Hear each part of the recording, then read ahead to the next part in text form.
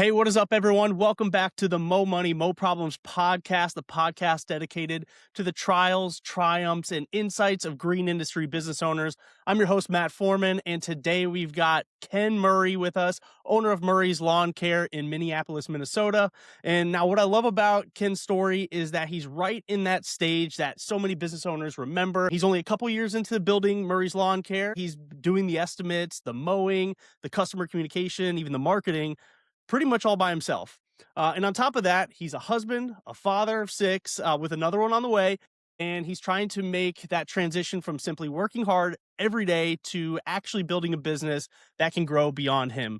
Ken, super pumped to have you, man. I appreciate being here, man. Thank you. All right. So talk to me. I want to just go back to the beginning. How did we end up here? How did we end up wanting to start a lawn care business? You know what's funny? I never dreamed about lawn care. My wife was the one who actually pushed me into it. I'm a jack of all trades, like I do everything. And she pushed me into it. She started my flyers and just really pushed me into it. And all I had was a lawnmower and a weed whack and a blower. And I'm here today. All right. Well, congratulations, man. I know it's, still early on, so huge step. Congratulations on starting your own business too. That's a huge one. As of right now, I know this is typically the hardest time in starting the business. What for you has been the hardest part in kind of getting this ramped up? I will probably have to say the knowledge, just learning, being in the industry where I know nothing about. I think that was Mhm. the hardest thing was just to figure out how to market myself and how to push my business, to other customers. But getting it down pat, you learn as you go. Yeah. In terms of like the learning, are you just kind of learning it on the fly? Are you going to YouTube University and figuring it out there? Are you asking around? Like, how are you navigating it? Because not only are you learning the green industry, you're learning business too, both of which are not easy. Yeah. So basically, I'm actually enrolled in Strayer University for business. This will be my second year, Awesome. A honor roll. So that kind of got me into the business, learning the business aspect of it. And as far as the other thing, like you said, YouTube University, that's my best friend. Let's go. That's awesome, man. So talk to me. How did you get your first client or set of clients? Usually that's the hardest one. That's the first big step. You're coming in somewhere, you don't have any real reputation yet. You don't have a proof of concept. People don't know that you're actually going to deliver results. So that first one's usually the hardest. How did you get those first set of clients? Persistency. When I first started off, like I said, I had my business cards and I had some door hangers, and I just walked the neighborhood. I walked the neighborhood with my lawnmower and was knocking on doors. And come to find out, actually, I got my first lead from Facebook, from one of my flyers Nice. that I had posted on there, and it was just uphill from there, and they just kept coming and coming, and yeah. I love it. I love it. And so, what are you doing right now in terms of repetition and repeat customers? Like when you get a new client, are you going to be mowing that person's yard for a couple months? Is it just like a one-time mows? How is your follow-up process and maintaining an account looking like for you? Okay. Yeah, so I pretty much got a mixture of accounts. I have some one-time mows. I have actually just came across a real estate contract, 15 properties. So that was very huge for me. That's awesome. Yes, very. Congrats. Thank you. And just like you said, the repeat customers, just they love my work ethics. They love my detail, even my videos. I think that's what gets a lot of people is my videos. And yeah, I have a mixture of everything. Like I said, one accounts. I think I'm about to get ready to pick up a second account through AT&T. They reached out to me recently also. So, yeah, I'm just in the stage of I think I need another person. Great. Big time, big time. So how are you currently managing your accounts? Like do you have a CRM? Do you just put them in a notebook? Do you just have them on your phone? Like how do you make sure that you are addressing the accounts, staying on schedule, you don't miss anybody? Yep. I'm using I think what they call Jobber. I just recently signed up with them about a week ago. So that's new to me. It's taking a little load off of me. So yeah, Jobber. And with Jobber, I mean, are you invoicing through them as well? Like what kind of suite of services are you using Jobber for? I know you said it's pretty new, Yeah. but are you like utilizing the additional service they have? Yep. They got this new they got an AI feature that I've been looking into. They like you said, the invoices, just I think there's like a what do they call it? AI like phone person or something. I forget what they call it, but I'm still like I said, I'm still freshly kind of Mhm. looking into it. So it's going to take a lot of load off of me. So Cool. So, yeah, have have we done any or used any AI in the business yet? Have we considered it? Are we using AI in personal life at all? I'm gonna tell you that like this. AI is my friend too, just like YouTube University. It helps out a lot. It really does. I use AI a Yeah. lot, even in like you said, my personal life. Yeah, What do you, it helps me. like in the business? I mean, even beyond job, or what are you seeing that AI is helping you with right now? Sometimes some of these it's like because I said I'm still trying to learn as far as like the estimates. I have another app where I can like snap photos and take videos of, and it'll give you the whole estimate breakdown. I'm talking about everything. It's pretty dope. Gives me Mm. a little more Yeah. confidence, you know, with my estimates. Yeah, I use that. I use it a lot. I love it. I love it. Yeah, the industry, the green industry is interesting because obviously it's a trade. You're out in the field, very blue collar, but I mean AI is going to find its way into every industry. And the cool thing is, yeah, it can do some really neat stuff in terms of helping you, especially with estimates, taking pictures, using it for that. But I mean, even in the tools that you're eventually going to use, going to make a big impact and really help kind of keep your online like workload down. It's going to be able to handle a lot of that stuff for you. So I love that you're already leaning into it. You're ahead of the curve on most people, because I mean, there's so many legacy companies out there that they just have their tried and true way of doing things, and Yep. they're going to have a hard time kind of transitioning away from those. Yeah. AI is a good tool if you use it right, but if you don't use it, you're That's gonna right. get left behind because that's everything is in AI. Like I was looking the other day, is you can use AI for your credit. Like they have a whole AI, credit repair app. AI is everywhere. Yeah. So I want to know a little bit about like the history. Obviously, we're still pretty new, but you should have a pretty fresh memory of like your first years. What have you learned now? Like what have you learned over the past year that maybe when you first started, was kind of a bit of a troublesome part of the business that you've helped overcome? What kind of insights can you give to the people that are just starting out a business like this? That's a good question. I would say my biggest one was fear and doubt. I know I'm a hard worker. I know I have good customer service skills. Like you can send me to Amazon and I'll do wonderful there. But I guess when it came to my own business, I didn't have that same confidence until I kept pushing. And I think that's the biggest thing is us doubting ourselves, not knowing the potential that Mm, we really have. We all have potential. We just have to find it. But I think that was the biggest thing was the fear and the doubt. yeah. No, I love that, man. That's a lot of time can be some of the biggest bottlenecks for a business is just like being able to confidently take that leap of faith and that next step. So it's unfortunately one of those things that you have to learn on your own Yeah. as a business owner. I mean, it can get lonely. Like it's you against the Yeah. world. So kudos to you for breaking through that. And I'm sure you're probably 100 times more confident now Oh than you yeah. were when you Oh first yeah. started. Oh The yeah. confidence kind of exudes off. I love it. Next customers, where are we getting them from? Like, are they coming to you? Are you going to them? Is it a mixture of both? Are they coming in from all different channels? Where are we like seeing growth? When I first started off, I'm not gonna lie, I tried every platform. I was posting to every platform every day. Instagram, TikTok, YouTube. It's a lot of them. I can't remember the other ones, but the most growth that I got and the more traffic I got was from Facebook. So I kind of dropped them other ones, and I just solely focused on Facebook. And I tried to do ads, but it seemed like the organic traffic of me showing my videos and the consistency of me posting every day kinda was way better than them Mhm. ads.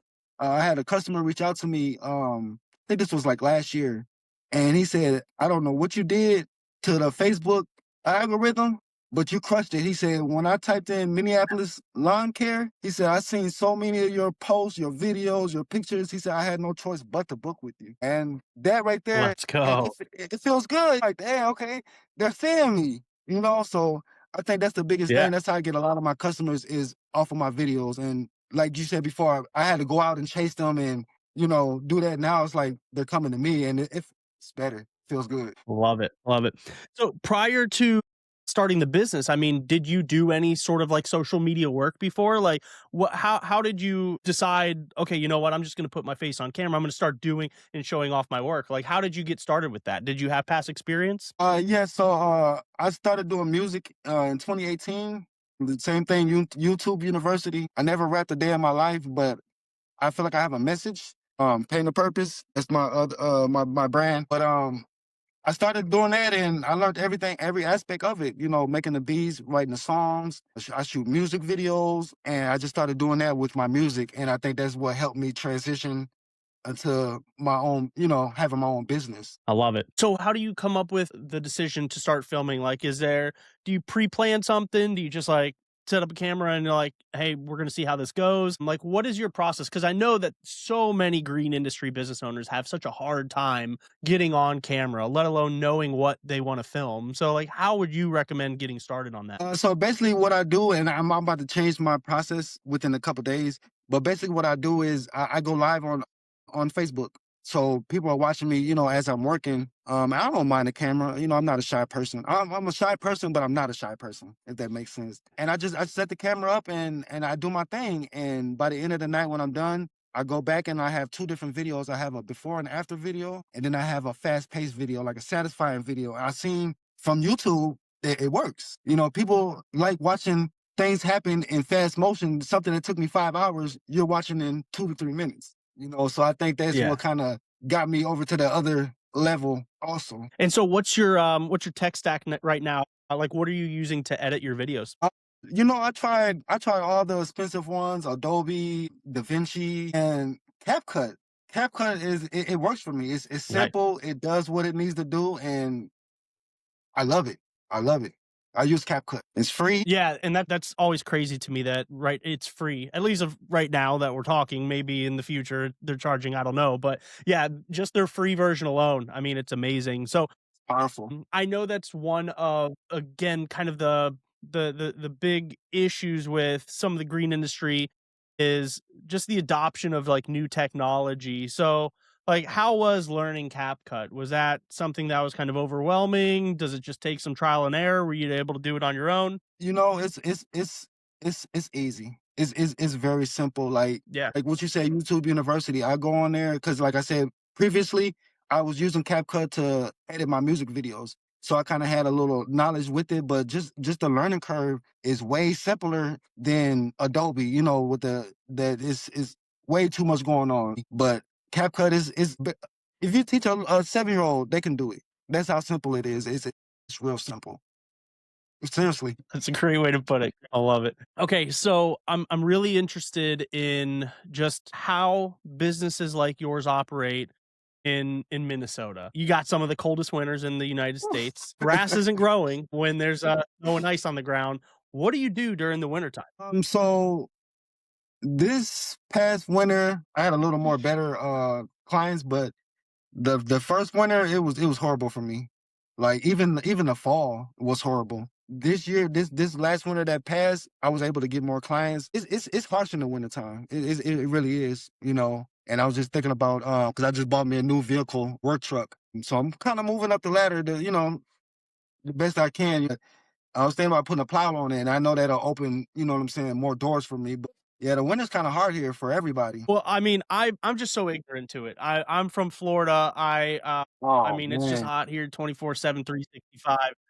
So, the grass is always growing, so it's just Yes. always such a fascinating thing to me that, like, wow, does business just stop in the winter? Because, I mean, you still gotta eat, you still have to put food on, plates. So I'm just always so curious about how industry owners, green industry business owners, like, up north handle this. How are you filling that gap? And, like, do you have plans to I know you mentioned the plow, like, is that just kind of like the standard in terms of like, hey, you know what? We gotta have different offerings at different times of the year. Yep, that's pretty much what it is. You gotta try to like kind of because what I'm doing right now, I'm trying to think outside the box. Like, I offer lawn care service now. I just added junk removal. So I'm just trying to add different things because, like you said, is certain things it slows down. Like even pressure washing, I was thinking about adding that on. We have to find different ways to try to attract that money because it doesn't stay hot here a long time. And then we're in the rainy season right now. It's actually supposed to be over, but it's been raining every week, every day, so and the grass is growing, but we can't really do nothing, because it's raining. Yeah. So I guess just offering different services. Like I said, I had a junk removal about 2 days ago, and I got my first client. So just trying to expand the best I can. I can't just sit still. Yeah. Yeah, no, I mean, you definitely have to have that kinda hustle mentality, especially early on. It's kind of a dog eat dog Yes. territory right now. I mean, anybody with a mower, it can call themselves a business nowadays. So, you do have to stand out, you do have to differentiate yourself, and you do have to come off as high quality. Yeah. Even if you want to have lower prices, you still have to have that quality because, I mean, if you don't, nobody's gonna rehire you. And Yep. so, yeah, it's a great balance of building a reputation, doing incredible work, letting your work speak for itself sometimes, but also being a great face that people recognize. Because I'm sure you're at the point where people are getting starstruck seeing you. Hey, I see you everywhere on the internet. I see you everywhere on Facebook, and look, now I'm meeting you in person. Like that's got to be a pretty cool feeling. How is that when you're interacting with people that see you online? Have you ever had anybody try to get in your videos? Not really. I had a guy. I had a place over south. Through the real estate. And the property, I guess, has been abandoned for like uh 2 to 3 years. And the neighbors was very happy to see me, and he's like, "Are you live right now?" I said, "Yeah." He said, "Oh, okay. Hey, how y'all doing? This is he's doing a good job. I don't know his name, but we're just meeting, and it felt good, So I can see something happening. You know what I'm saying? I see it. Yeah. To see it. I love it. I love it. Yeah, it sounds like you're building a really cool like culture locally and like building that community. You're going to become known as that guy that's going to be filming the stuff, and yeah, that's just kind of like local celebrity status. I love it. Yeah. Yes. Okay, Yes. so one of my favorite questions to ask. Sorry to put you on the spot for this, but Why you tell them? do you have any horror stories? Like, have you had any instances you're like, "Oh my gosh, I hated this moment in this business," whether it's like misquoting a price or just everything went wrong, you just had one of the worst days ever. Like, do you have any stories to share there? Yes, yes, I do. When I first started, I wanted every customer. I didn't care if I get lowballed, and it caught me. It caught me, and it was this lady. She was like, "Well, I have a normal guy. He usually cut my grass for about $40." So I'm like, "Okay, yeah, I can do it." But her crabgrass was crazy. I'm talking about it was not worth it at all, and I wish I would have never agreed to that price. She ended up tipping me, but it was horrible, man. Oh, I really underquoted myself, and like I said, I wanted the customers at the moment and the content, and it wasn't worth it. And I think it ended up taking me like almost 4 hours, Oof, oof. But I was like, I was stuck in it. I had to honor it, Yeah. but that's a lesson learned. Yeah. Lesson learned. Don't settle for anything just because you're starting. People are going to, like you said, people are going to pay what you're worth. And I'm starting to notice that. It's probably not off subject, but I had this one client, one of my biggest, highest clients, and I was scared to do it because I was still in that fear. But I was able to charge her almost $100 an hour, and I never in my life charged that much. And she went with it. She was happy. She was excited about the whole everything. And at that moment, I realized I'm more powerful than I think I am. That's right. I love it. I love it. No, that great self-realization. You went from having a horrible $40 4-hour mode to $100 an hour. That's incredible. That is your worth. So congratulations on that. So like, Thank you. what is your ideal customer? Like when you show up to a place, do you know just at a glance, this is exactly what I'm looking for? Yeah, it seemed like, it's funny. It seemed like from all my videos that I get the customers that let their lawns go, and they know that I love the I'm transformations. about to say that's a great So content. yes, yes, it is. It's a beautiful thing. When you get to a lawn and it looks like a whole jungle, then by the time you're done, it's just like, wow, this is my yard. Yeah. I think that's the most accomplishment and the most joy that I get out of doing it. I don't look at it like, oh man, that's a lot of work. I look at it like, oh man, this is good content, and it makes me feel good. It Nice. makes me feel good to be able to help somebody that let their lawn get the way that it did. Yeah. Yeah, you're quite literally using somebody's lawn as like your canvas, your artwork, where you can just step back and take a look and like, all right, look at that before and after. Like, look what I've done. And then obviously you get to share in that pride with Yes, the homeowner there. I mean, that's got to yes, just be such a great feeling. On top of that, you're building awesome content. So like yes, what a yes, win-win-win right there. I love that. and money at the same time. Exactly. Yeah, man, you can't ask for a better. better day on the in the job. So I love that. Cool, man. So talk to me. What's next? What's next for Murray's Lawn Care? Like, what do you think is the next step? I know you mentioned briefly potentially hiring, but what is our next level up? Like you said, hiring. I'm actually in the process of trying to get better equipment. I've been rolling around with a self-propelled lawnmower and think I'm ready for a sit-down lawnmower or a Okay. stand-up one. So just better equipment. And like I said, I just purchased my truck. Was finally able to get it because I was working out of my car. But we got to do what we got to do. Yeah. So yeah, just getting better equipment and hiring another couple more people to be able to help me. Fill in the because I have to turn a lot of people away, Mhm. and I don't want to, but I'm only one man, so just hiring and be able to scale my business up. And like I said, just bringing people on. It sounds great, man. You're running into really good problems to have. There's still problems at the end of the day, like where there's Good problems though. yeah, there's capacity issues, but that's the great thing because like once you solve them, then boom, immediate level up. Now you like if you bring on the next guy, you can double what you guys can handle, and now you're managing that, and then you just keep going and keep Keep stacking going. these wins on top of each other. And it sounds like you're just right at the cusp of that next big Yep. promotion within the company. So I'm very Yes. excited to follow along and see what you're doing there. So Okay, I appreciate that. yeah, this is what an exciting time. I mean, it's really tough, obviously. Like you're still and good for you, man. The baby stage. With the push mower, I can't even imagine. But hey, I'm rooting for you to get that sit down mower because you Yeah, oh deserve it at yeah, this oh yeah. point. Oh yeah, I most definitely do. Yeah, And when it's you get about your time. next hire, you got to give the new hire the push mower. Like that's the Oh yeah, he's got to yep. earn it. He's got to earn that sit down mower. So Yes, I love it. yes. Cool, man. So well, Ken, it's been awesome getting to know you. I want to take this time, like, let's go ahead, let's plug the business. Who are you? What's the name of the company? What are your services and what's the area that you serve? Okay.